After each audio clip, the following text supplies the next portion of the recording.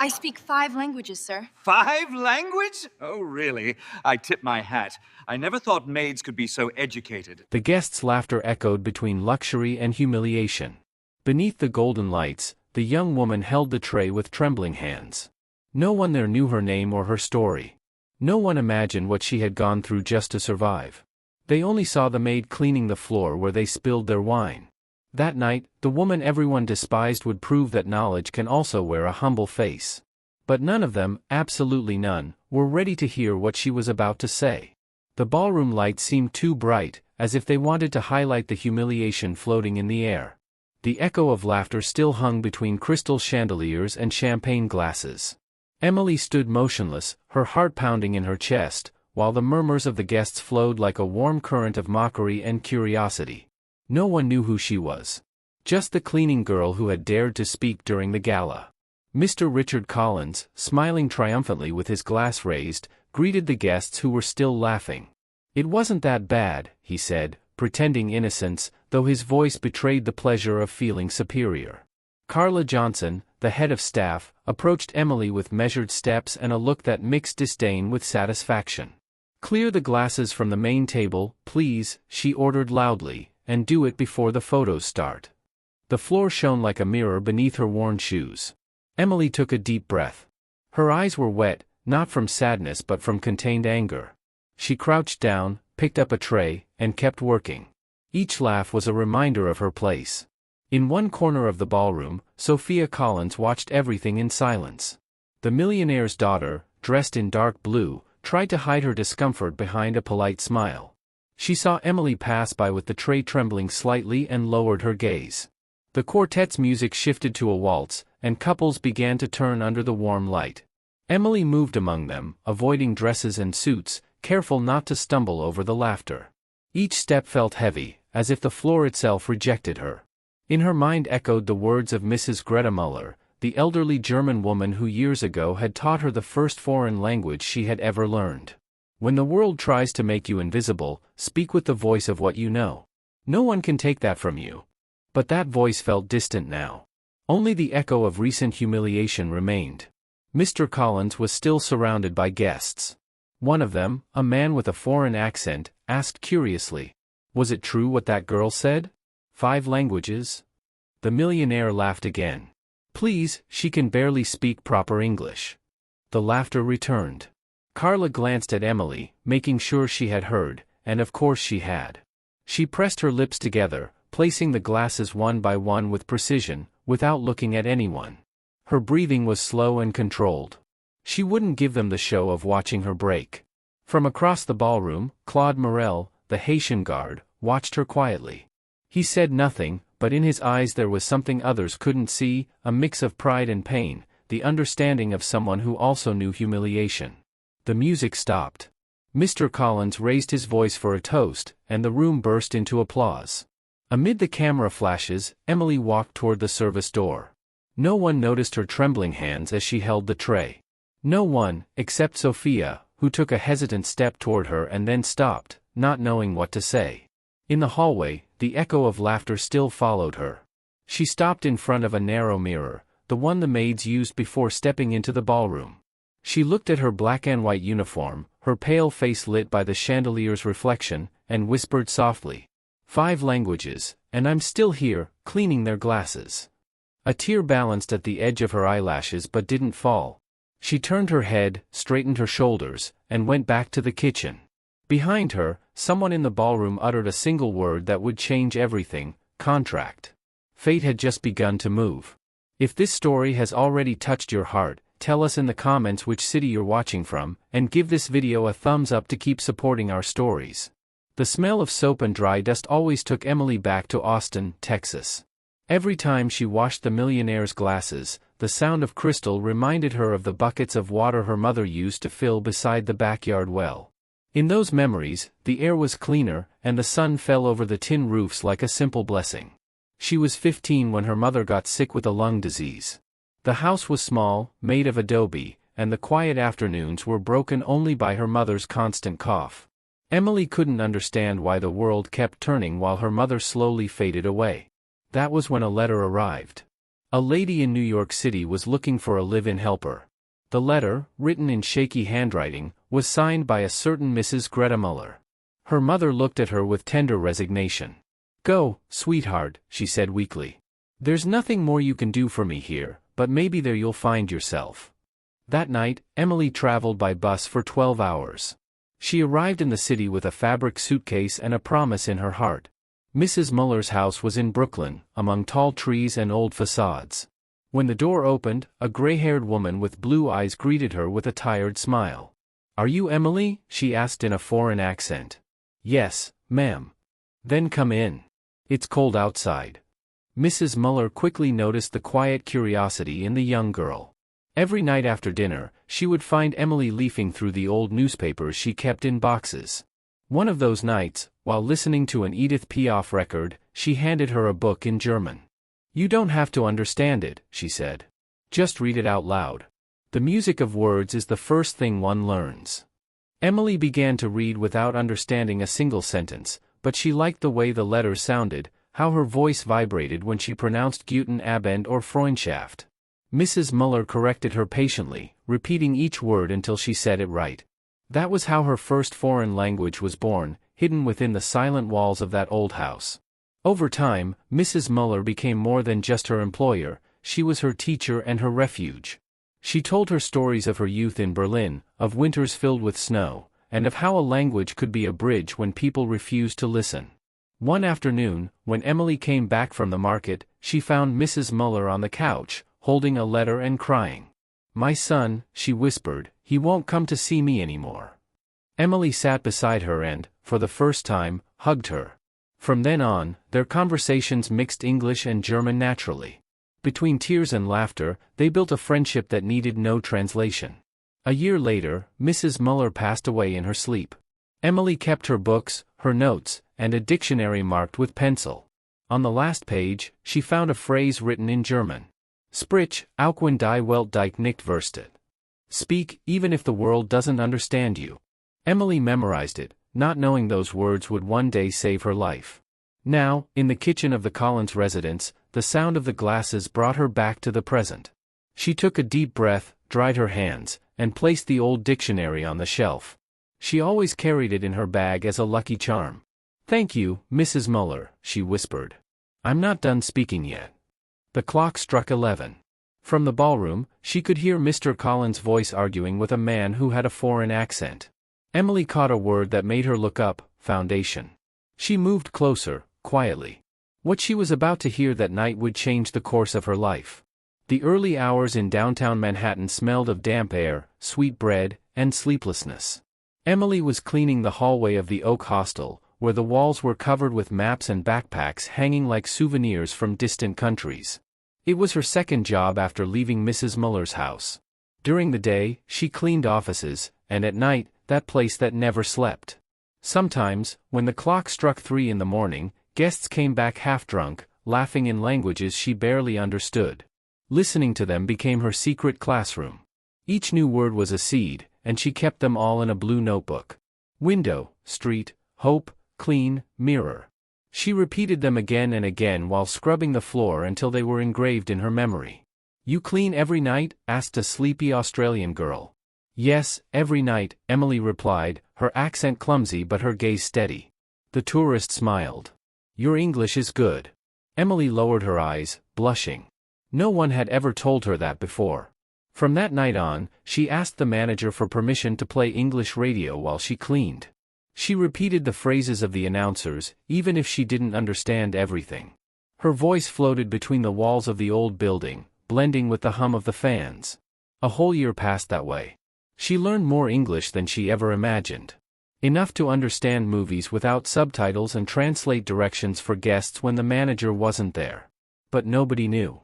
She was still the cleaning girl, the one who swept away other people's dreams. One afternoon, as her shift ended, rain began to pour over the city. The drops hit the puddles with fury. Emily took shelter under an awning across from Carnegie Hall. At the bus stop, a young woman in an elegant blue dress tried to protect her sheet music from the rain. She carried a notebook of compositions under her arm and had a quiet sadness on her face. "Are you all right?" Emily asked softly. The girl nodded, but the water had already soaked the pages. Emily pulled a plastic bag from her purse and handed it to her. "Here, to keep them from getting ruined." "Thank you," the young woman said shyly. "Not everyone stops to help." The bus arrived, and they got on together. The rain kept falling, and the air inside smelled of wet clothes and gasoline. They didn't talk much during the ride. The stranger's name was Sophia, and she studied music. She said her father was difficult and that she sometimes felt like she lived in a gilded cage. Emily listened without realizing that Sophia was talking about Mr. Collins, the same man who would one day humiliate her in front of everyone. When they got off, Sophia thanked her again and gave her a sincere smile. "You have a strong look," she said. "Don't lose it." Emily watched her disappear into the rain and thought she belonged to another world, one she could only admire from afar. That night, back at the hostel, she wrote a new phrase in her notebook: strong look.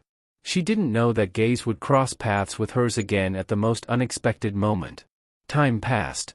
With English mastered, Emily became interested in another language. There were French guests who stayed at the hostel for weeks. One of them, a photographer, gave her a small French-English dictionary with a note that read, "So you can see the world through other words." That's how her third language began. She repeated phrases as she mopped the hallways. "Bonjour. Merci beaucoup." Her voice became a soft echo filling the empty building. Sometimes, she looked out the window at the lights of Times Square and thought of her mother. "If you could see me now, you'd know I didn't fail you," she murmured. She didn't know that destiny was already weaving the threads that would lead her back to Sophia, nor that the girl from the rain would become her bridge to a world where words would finally have the power to change everything. The neighborhood where Emily lived had no official name, only a number: District 23. The walls were covered in graffiti, cables crossed the sky like dark threads, and the smell of freshly baked bread mixed with exhaust fumes from passing buses. Everyone knew each other there, and poverty was so ordinary it no longer hurt, it simply existed. Every morning, Emily left with her uniform neatly folded and the French dictionary tucked into her pocket. Since leaving the hostel, she had been working cleaning offices in the northern part of the city. At night, she helped take care of her sister, Lily, who at 9 years old communicated only with her hands. Learning American Sign Language became her fourth language, the most important one, the one that taught her that silence could also speak. One afternoon, while hanging laundry on the rooftop, she heard a deep voice behind the wall. "Bonsoir, madam." She peeked over. On the other side stood a tall man with dark skin and a warm smile, watering some plants in old pots. "Sorry," she asked, surprised. The man laughed softly. "I said, 'Good evening' in French. My name's Claude Morel. I live next door." He spoke with a melodic accent, and when he learned she was studying his language, he offered to practice with her. From then on, every night they greeted each other across the walls with French words and laughter. "J'écoute. Merci." Over time, they became friends. Claude told her he had come to the United States after the earthquake in Haiti, looking for work. He was a security guard for a company that watched over events and luxury residences. He didn't earn much, but he had peace. One moonless night, while the neighborhood slept, Emily confessed to him, "I want to teach languages, but no one believes I can." Claude looked at her in silence and replied in French, "Le savoir ne se cache pas, Illinois brille tout seul."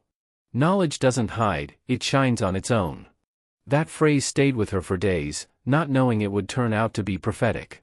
Slowly, their friendship became a habit. They shared phrases, songs, and even recipes. Claude talked about his mother, who used to cook griot on Sundays, and Emily told him about her sister, who laughed with her hands. One afternoon, as she was coming down the stairs, she overheard the neighbors talking. "They're hiring the Haitian guy to work security at a big house in Beverly Hills." "Lucky man," someone said. Emily smiled, never imagining that years later she would see him again in the same ballroom where her dignity would be put to the test. Time went by. Emily's French became good enough to understand basic conversations. One day, while helping Lily with her homework, her sister pointed at the TV. On the screen was an ad for a charity gala organized by the Sunrise Foundation. "Cleaning staff wanted for the event," the notice said. Emily felt a spark. "It'll just be one night," she thought. The pay was good, and the place looked elegant. She accepted without hesitation.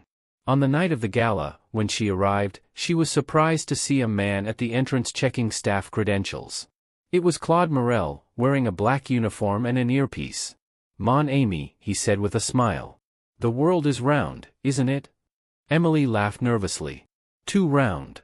He wished her luck, unaware of what that night would bring. As she entered the ballroom with her heart racing, a warm breeze slipped through the open doors. She didn't know it yet, but life was about to come full circle. At the back of the hall, a man's voice was arguing in German. Emily stopped. She recognized the language, its inflections, its rhythm. A name echoed, Hans Becker. The sound of those words awoke something that had been dormant for years, the certainty that the languages she had learned were not a useless luxury, but the key to her destiny. And that night, fate had already begun to move again. The house where Emily and Lily lived had a tin roof and walls painted in faded pink. When it rained, the sound of water hitting the roof was like an old song both sisters knew by heart. There, among leaks and silent laughter, Emily and Lily had created their own world. The girl spoke only with her hands, her laughter made no sound, yet it lit up the whole room. Emily had learned American Sign Language by watching borrowed videos and attending free workshops at the Jefferson Community Center. At first, it was hard, the movements were fast, the grammar different, but every time she saw her sister's eyes light up in understanding, she knew it was all worth it. One afternoon, while folding clothes, she watched Lily play with an old flashlight. The girl projected shadows on the wall, drawing figures that seemed to dance. "What are you doing, little one?" she asked with her hands. "I'm making words of light," the girl replied. That phrase froze her. Words of light. Maybe that was what they had both been searching for all along, a way to speak to the world without being drowned out by its noise. Emily sat beside her and, with trembling hands, promised, "I'll take you to a school where they'll understand you, where you can speak with everyone." Lily touched her face gently, as if blessing her. From that night on, that promise became her drive. Emily took any extra job she could find, cleaning stairways, washing cars, cooking in other people's houses. She saved every dollar in a tin can hidden behind the sugar jars. On the lid, she wrote a single word, scholarship. Sometimes, when exhaustion overtook her, she opened Mrs. Muller's German dictionary and ran her fingers over the penciled phrase. Sprich, auch wenn die Welt dich nicht versteht. Speak, even if the world doesn't understand you. But the world still didn't understand her. One Friday, Carla Johnson, the supervisor who managed the cleaning staff for events, called her in a dry tone. "You've got work this Saturday. A gala in Beverly Hills, at the Collins residence. Be presentable, and I don't want excuses." Emily agreed, never imagining that this night would change her life forever. On Saturday, Lily helped her iron her uniform. Before leaving, the girl made a sign with her hands, "Have faith." Emily smiled, hugged her tightly, and replied in the same language, "Always." She took the bus at sunset. Through the window, the city stretched out in golden lights and noise. In her bag, she carried three things: Mrs. Muller's German dictionary, the blue notebook where she wrote English and French words, and the tin can labeled scholarship. During the ride, she remembered Claude Morel and his words in French. Le savoir ne se cache pas, Illinois brille tout seul. Knowledge doesn't hide, it shines on its own. Then let it shine tonight, she thought. The bus stopped in front of the Collins residence. Luxury cars lined the street, along with cameras, flashes, and elegantly dressed guests. The air smelled of expensive, arrogant perfume. Entering through the service door, she heard Carla's voice giving orders. "Quick! Everything must be perfect. And be careful around the bosses, don't speak unless you're spoken to." Emily nodded silently. The main hall sparkled beneath the chandeliers. Violins tuned their notes, and the murmur of the guests filled the room like a rising tide. As she placed glasses on a tray, something made her stop. Sophia, the girl from the rain, was there, sitting near the stage. She wore white, with the same sad expression as that night, but now, under the lights, she seemed like a reflection of something unreachable. Emily lowered her gaze. She couldn't believe it. At the entrance, Claude Morel gave her a discreet sign with his fingers, a quiet greeting. She responded with a faint smile. That night, all the worlds Emily had known, poverty, friendship, silence, and languages, were about to collide in one single moment. And when that happened, No one in that ballroom would ever see her the same way again.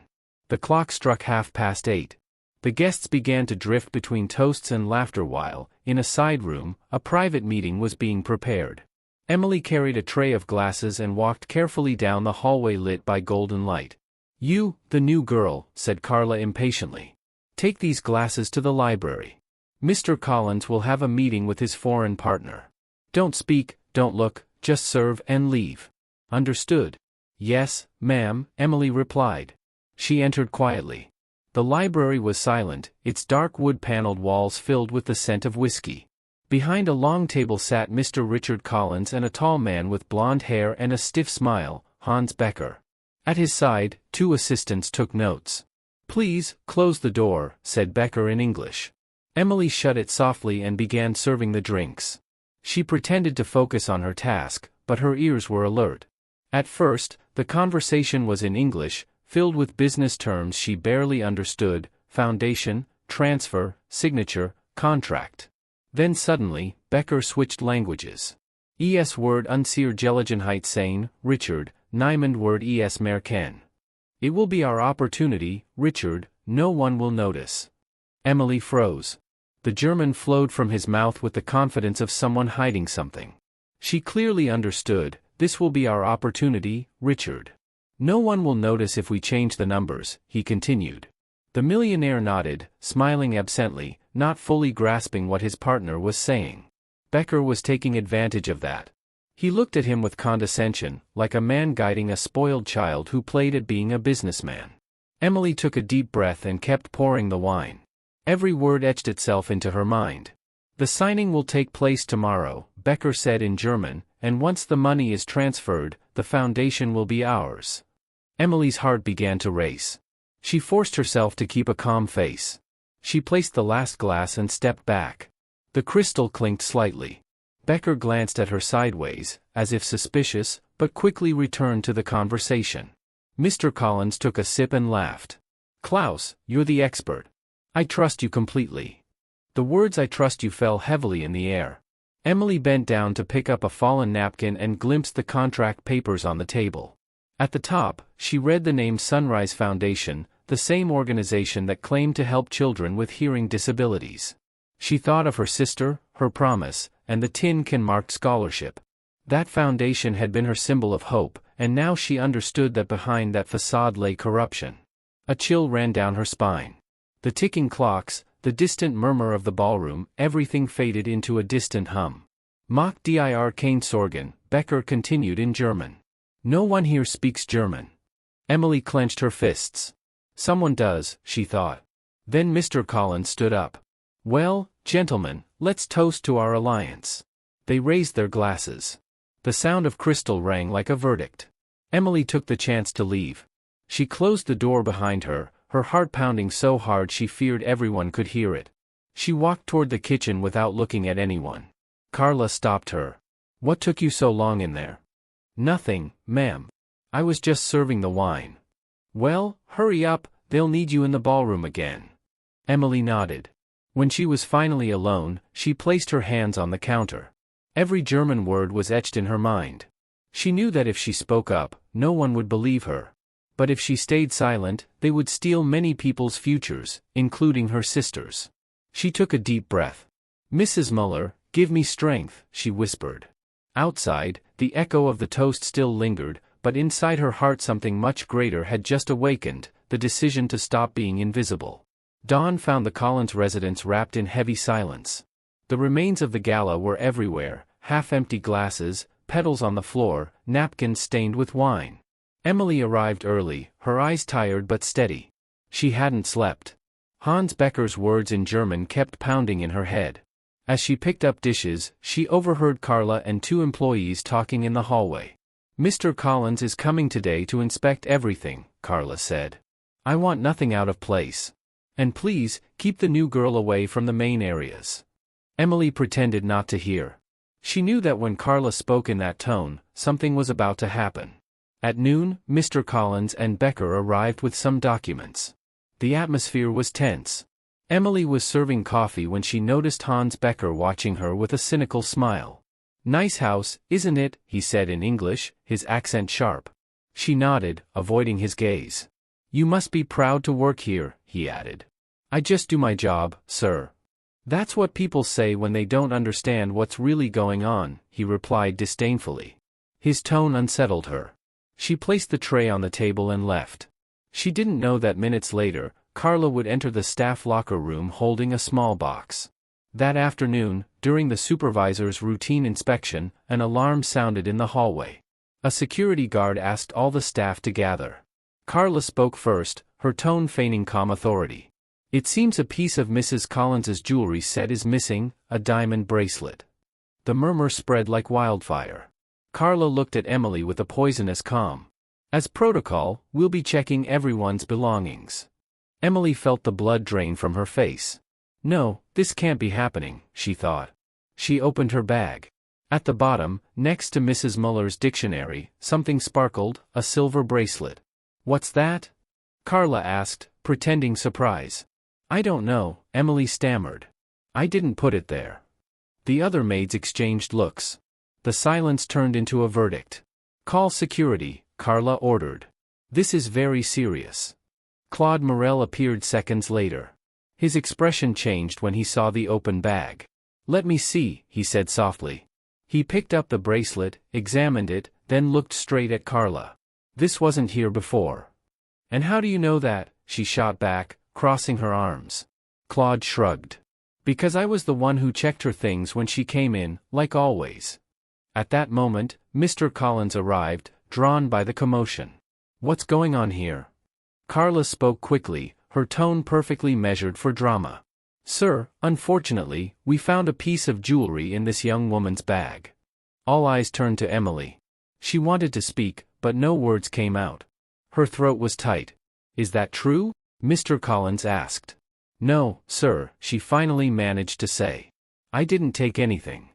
Hans Becker, who had been standing by the doorway, smiled faintly. There's a first time for everything, isn't there? He murmured. Emily clenched her fists. Everything inside her screamed, but she forced herself to stay calm. Carla, escort her out, Mr. Collins ordered. I don't want any scandals. Claude stepped forward. Sir, maybe it would be wise to check the hallway cameras. I don't need proof to know who's lying, Carla interrupted. Mr. Collins hesitated for a moment, then nodded wearily.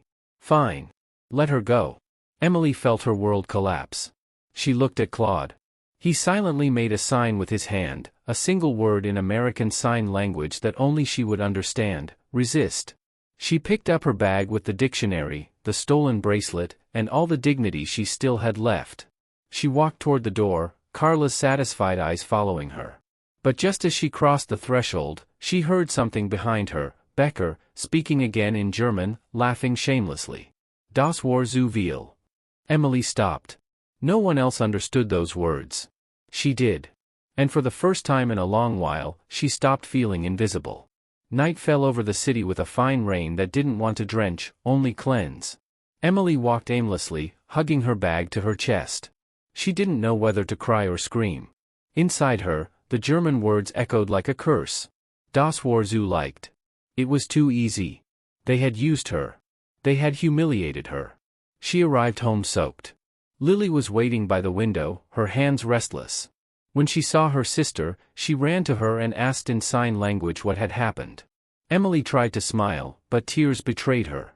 She explained just enough, that she had been accused of something she hadn't done, that she needed time. Lily, not understanding every detail, took her hands and said in American Sign Language, "Don't let them take away your voice." That phrase lit something inside her. The next morning, there was a knock on the door. It was Claude Morel, in uniform, his face filled with concern. "I looked for you at the residence," he said quietly. "Carla didn't let anyone talk about you, but I checked the security cameras before they were erased." Emily stared at him, surprised. "What did you find?" Claude lowered his voice. "I saw Carla enter the locker room with a box before the inspection. 5 minutes later, the bracelet showed up in your bag." A chill ran down Emily's spine. "Do you have the footage?" "I couldn't copy it, but I know how to. I'll go back tonight." Fear mixed with hope. They weren't alone anymore. During the day, Emily buried herself in routine, washing clothes, cooking, helping Lily with her homework, but her mind was elsewhere, replaying every German word she had overheard. That night of the contract, she wrote Becker's phrase in her notebook, "No one will notice if we change the numbers." She knew she had to do more than clear her name. She had to stop them. That evening, Claude returned with a small flash drive in his pocket. "I've got it," he whispered, "but showing it won't be enough. We need them to expose themselves." "How?" Emily asked. "Tomorrow there'll be a press conference at the residence. They'll officially sign the Sunrise Foundation contract. If someone translates what Becker says in German in front of everyone, they won't be able to deny it." Emily understood what he was suggesting. "You want me to do it?" Claude looked at her with respect. "You're the only one who can." Fear washed over her for a moment.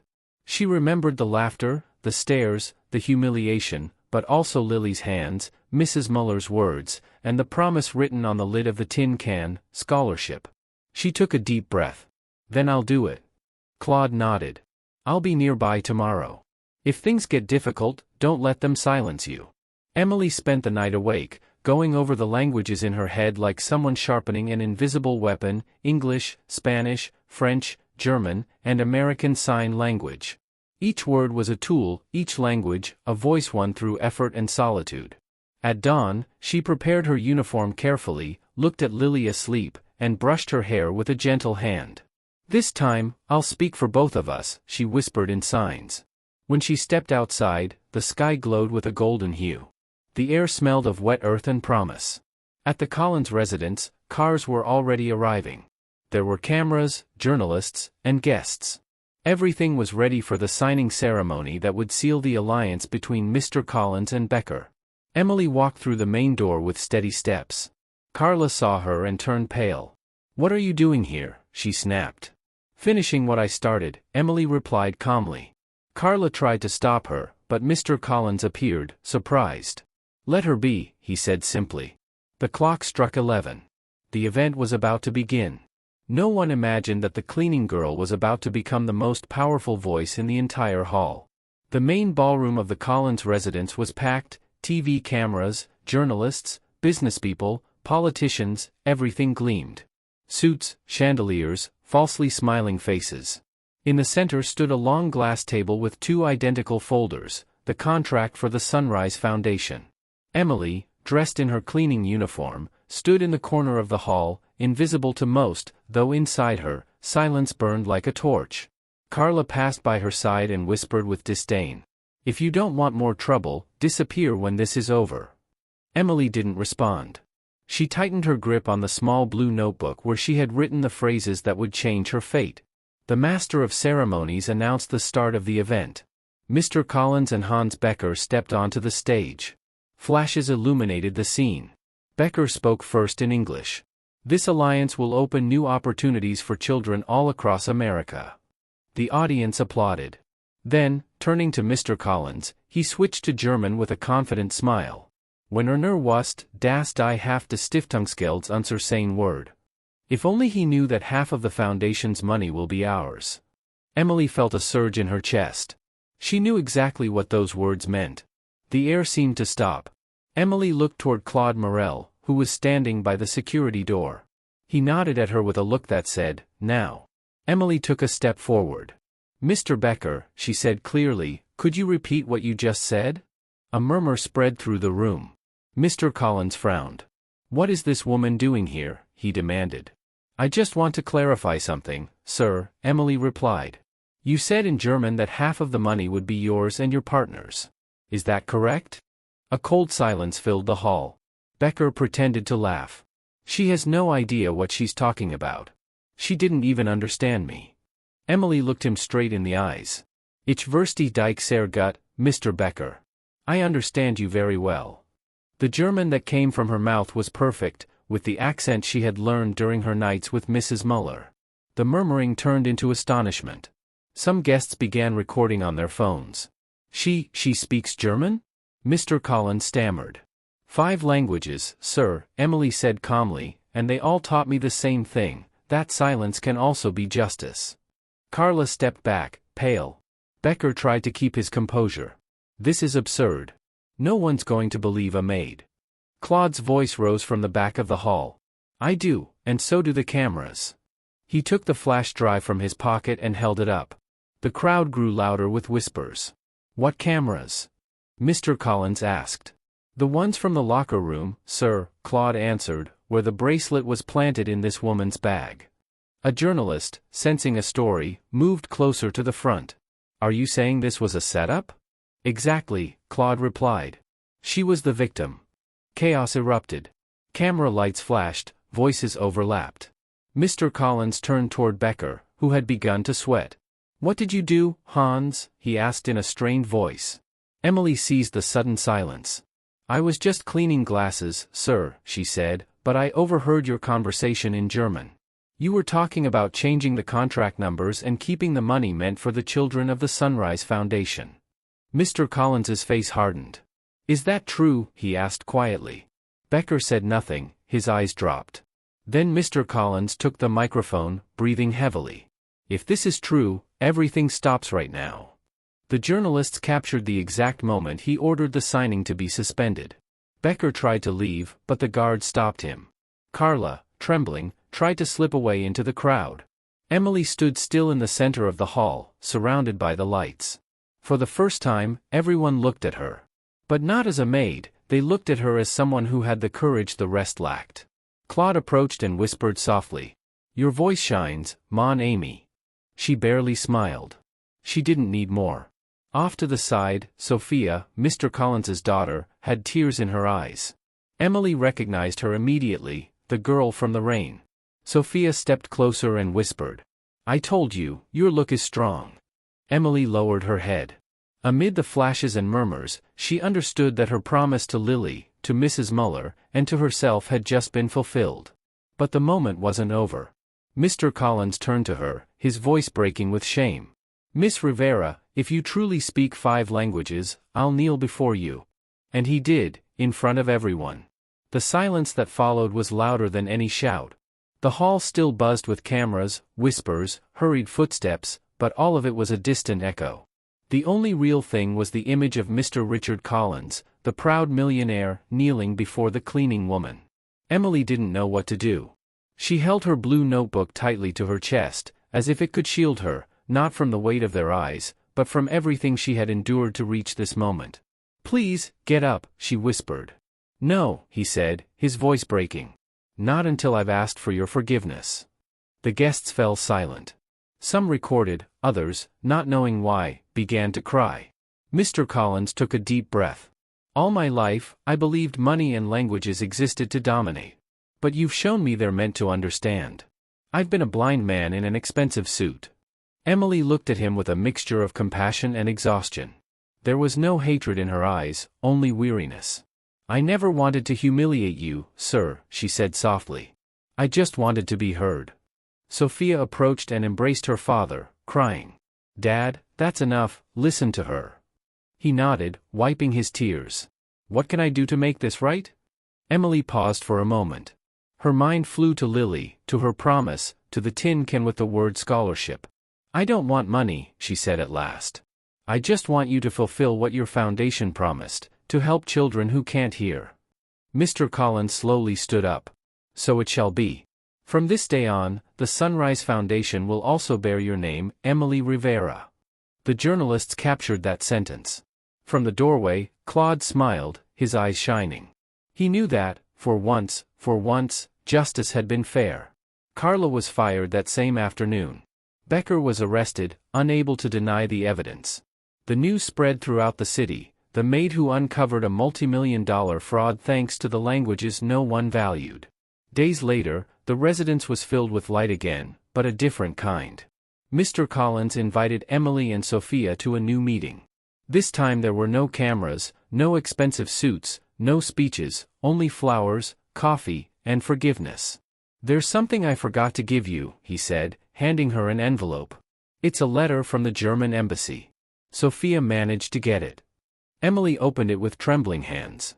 It was an invitation to take part in a language and inclusive education program, a full scholarship in collaboration with the German embassy in the United States. Tears blurred her vision. I don't know what to say. Say you'll accept it, Sophia replied with a smile. Mrs. Muller would be proud. Emily nodded. She looked up at the sky, as if searching for the face of the woman who had once taught her how to speak to the world. "Thank you, Mrs. Muller," she whispered. "Your words are still alive in me." When she returned home, Lily was waiting at the door. Emily told her everything with her hands, in American Sign Language. "They gave us a scholarship. We'll learn together." The little girl hugged her tightly, no words needed. That night, as the wind moved the curtains, Emily opened her blue notebook and wrote the final sentence. "I spoke, and the world understood me." The echo of her voice was no longer a secret trapped within walls, it was a melody that crossed borders, languages, and hearts. And even though she still wore the same uniform, she was no longer the invisible cleaning girl. She was Emily Rivera, the woman who turned humiliation into hope, pain into strength, and words into a bridge toward dignity. The camera slowly pulls away. On the table, the metal tin shines with a single word handwritten on its lid: scholarship. Sometimes, life places the most humble people before the hardest trials, not to humiliate them, but to reveal their strength. Emily didn't need revenge or shouting. Her voice was her justice, her dignity, her victory. The millionaire who once thought himself powerful learned, on his knees, that worth is not measured in money or in languages, but in the truth with which one uses them. And that night, when he asked for forgiveness, it wasn't before an employee, it was before the woman who taught him the meaning of humanity. Emily returned home with the scholarship in her hand and her head held high. She knew her journey was only beginning, but she also knew she would never walk alone again. In every word she spoke, in English, Spanish, French, German, or with her hands, lived the echo of those who had believed in her. Because when the world tries to silence you, speaking from the heart can become the bravest act of all. If this story touched your heart and you want to help us continue sharing stories like this one, tap the thanks or super thanks button. It's the heart with the $sign below the video. Every time you do, you help us keep creating stories that inspire and defend human dignity. Thank you for staying with us until the end of this story. Tell us in the comments which part moved you the most. Subscribe and turn on the bell so you don't miss our next stories. Give this video a thumbs up if you believe in the invisible strength of dignity and family. And before you go, watch the story we've left for you here on the left. I'm sure it will move you and make you reflect.